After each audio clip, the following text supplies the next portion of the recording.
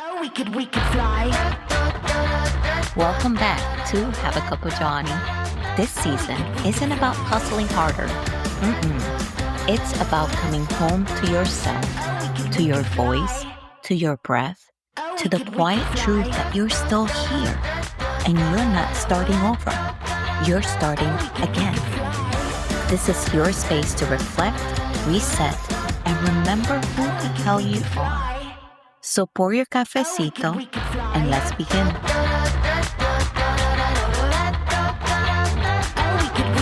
Have you ever waited in line for something important?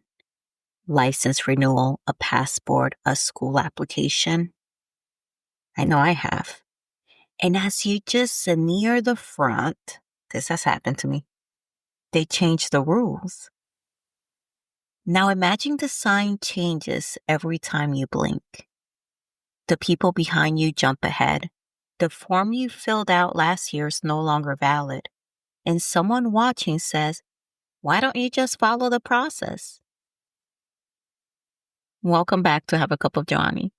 This is episode 4 of our July series, Debunking Immigration. And today we're taking a hard look at one of the most persistent myths. Why don't they just get in line?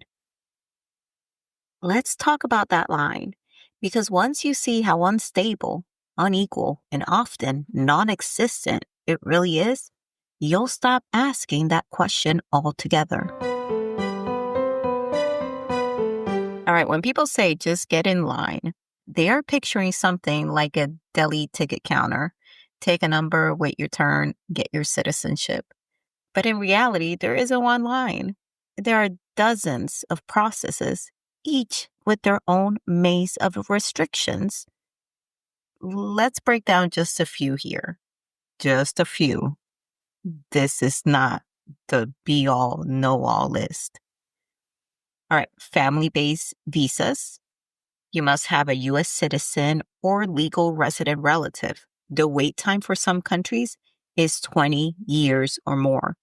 This is usually what people that don't know the facts say about the anchor baby, right? That people are just having babies so that way they can get a family-based visa. But what they don't understand is that a brand new baby cannot sponsor anyone. I laugh because it's so ridiculous, the things that people make up in their minds just so that way it can align with their misconstrued, erroneous views and values and what they think is a fact or truth. But these are for people 21 years or older who are U.S. citizen or legal residents to be able to sponsor someone and say, hey, I want this family member to come and be with me. But here's the kicker. The wait time for most countries is 20 years or more. Then we have employment-based visas. These you need a job sponsor, not a relative sponsor, a job sponsor. Often it's a high-income profession. And even then, the number of visas is capped and preference is given by country of origin. There are some, and if you Google it, you will see different years or different administrations or different policies bring in different preferences. Sometimes they take a look at what they think the economy in the United States may need, and then they give preference to certain technologies, certain knowledge that people should have, as well as certain countries where they feel that that's where most of that knowledge or expertise reside. And once they give those preferences are capped by a number. And then those types of people that hold those specialties or expertise are able to come in. Then we have asylum seekers. There's no pre-entry process when it comes to this. You have to physically arrive in the United States or at the border. And even then, our chances of getting through depend on which administration is in office. This is when the line gets wonky. And the backlog, folks, as of 2024, more than 9 million people are waiting in immigration lines that may never move. And that's not a line. That's a bottleneck, or as we would say in Santo Domingo, un tapón. That's people aging out, dying, or being forced to wait decades to reunite with their families. Now, let's talk about something that is recent and how a line can just completely disappear. Under the last administration, the CBP One app was introduced as a way to organize the border by scheduling appointments for asylum seekers to present themselves at official ports of entry. I know some of you may have heard of this in the news. Sounds fair in theory, right? But here's what really happened. The app was glitchy, unreliable, and inaccessible for many, especially Black and Indigenous migrants or those in areas with no signal or phone access. Appointments were extremely limited, and some people waited months just to get a slot. So while we have something here that can potentially help, and people may be like, well, there's your line, something was done. But you got to understand the population that this so-called app or resource is trying to help.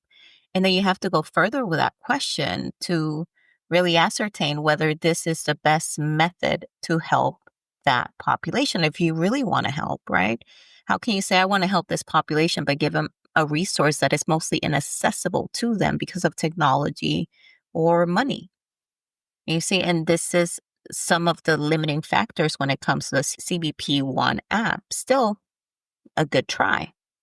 But then in January 2025, the app's scheduling feature was removed. Then CBP One was rebranded as CBP Home. And instead of helping people enter the U.S., it's now being used to tell them how to self-deport.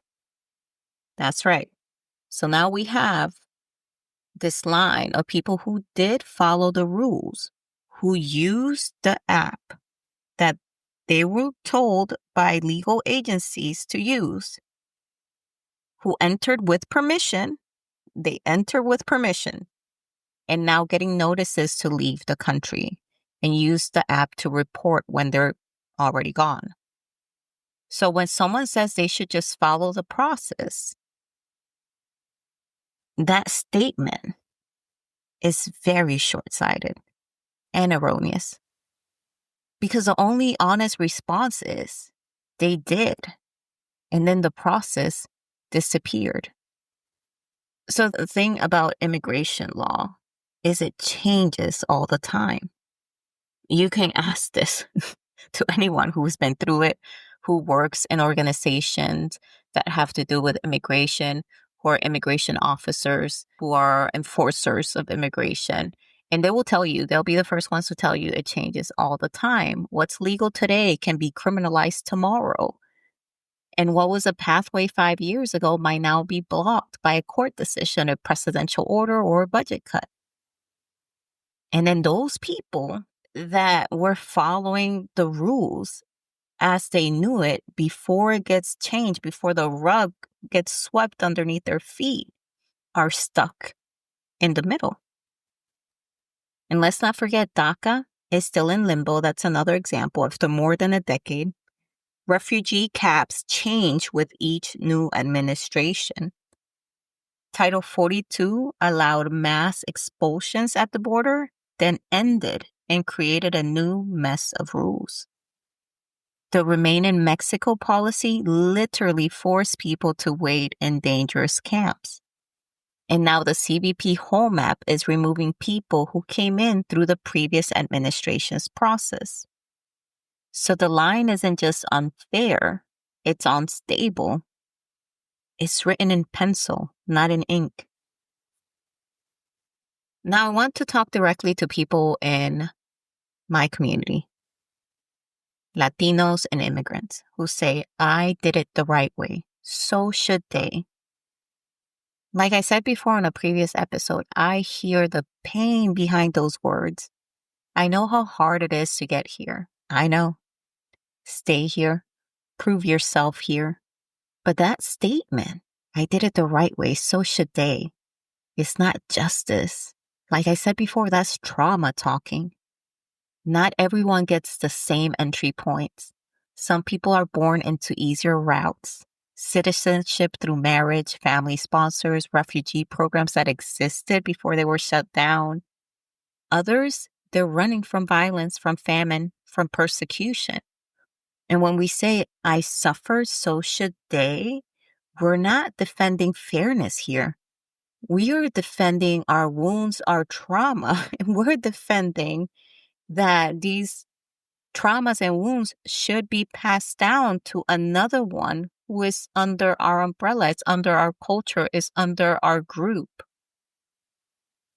But the wounds don't get smaller by turning others away. They get smaller when we say, no one should have to suffer like me. This should not happen again. Because let's be real, this confusion doesn't exist by accident. Listen to my previous episode. The system is what it is. The system is working as it should be. The messiness, the shifting rules, the multiple lines and categories, they're all deliberate. Because the more confused we are, the more likely we are to blame the immigrant instead of the system. And while we argue with one another about who deserves to be here, who's a criminal and who is not, you know who is profiting? Private corporations with detention contracts, politicians scoring points on border security campaigns so they can stay in office and profit from the free health care that they don't give their constituents. And wealth continues to flow upward. I know people don't still believe trickle-down economy, right? I hope not. Wealth continues to flow upward while the rest of us are still fighting over scraps and arguing with one another. So confusion keeps people distracted, and that distraction helps the system to continue to run. So here's the truth. There's no single immigration line. There never was. What we call a line is really a maze. The way I see it, it's almost like playing double dutch and hoping that the ropes don't smack you at the ankles, But like I said, it's a maze with blocked doors, rigged checkpoints, and moving finishing lines. And if you've never had to navigate it, it will be easy for you to believe the myth because you don't have the experience. And if you have an experience of an easy, lucky way of doing it, then that's what you're holding on to as if that's the only way to do it, as if everybody experiences the same way. But you can ask any mother out there, and they will all have different experiences of their childbirth. But we all gave birth to a child. But everyone will have very different experiences. Some will choose to never do it again. Others will continue on to have like 10 babies. Some will say, it sucked. Others will be, I felt so great. That was the best thing. Others will say, I remember the pain. That's me. Some will say, I forgot the pain as soon as I held the baby. Same thing happened. We all had babies. Every single one of us had different experience. Think about that when it comes to immigration and how people got here. Same action, different way of doing it, different experience due to different resources, different environment. So when it comes to this, let's stop asking, why don't they just do it the right way? And start asking who made the rules, who keeps changing them, and who benefits when others get left out. This episode opened your eyes. Please share it with someone who still believes in the myth of the line. Ask your community, what does doing it the right way even mean anymore? Support organizations helping migrants who are misled by the CBP One app and current parole rollbacks. In the show notes, I've linked stats from Pew, updates on CBP Home, and resources for asylum seekers and advocates. Next week, we're going in deep on the good immigrant versus bad immigrant narrative and how it's killing us softly. Until then, stay curious, stay compassionate, and thank you for having this cup with me. See you next Wednesday. Bye. Oh, we could fly. If today's episode spoke to you, share with somebody who's finding their way back too. And if you haven't yet, Visit haveacupofjohnny.com for more stories, blog posts, Oh, we and the could books that fly. started it all. Thank you for being here. Until next time, be soft, be bold, and always have a cup of Johnny.